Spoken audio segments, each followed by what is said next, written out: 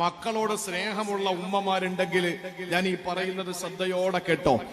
ആദരവായ പ്രവാചകൻ നബി മുഹമ്മദ് മുസ്തഫ സല്ലല്ലാഹു അലൈഹി വസല്ലമ തങ്ങൾ തന്റെ ഹസനും ഹുസൈൻ എന്ന പേരുള്ള പൊന്നുമക്കളുണ്ടല്ലോ, ഫാത്തിമത്ത് സഹറയുടെ പൊന്നുമക്കളായ ഹസൻ ഹുസൈൻ, അള്ളാന്റെ ഹബീബിന്റെ പേരക്കിടാങ്ങളായ ഹസൻ ഹുസൈൻ, ആ പൊന്നുമക്കളെ അടുത്തേക്ക് വിളിച്ചുകൊണ്ട് റസൂലുള്ളാഹ് ചിലത് ഓതിയിട്ട് മന്ത്രിക്കുകയാണ്.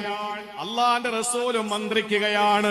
പ്രിയപ്പെട്ട സഹോദരിമാരെ, ഇത് സാക്ഷാൽ ബുഖാരിയിലുള്ള ഹദീസ് തന്നെയാണ്. അള്ളാന്റെ റസൂലും മന്ത്രിച്ചു. എന്താ മന്ത്രിച്ചതെന്നറിയോ?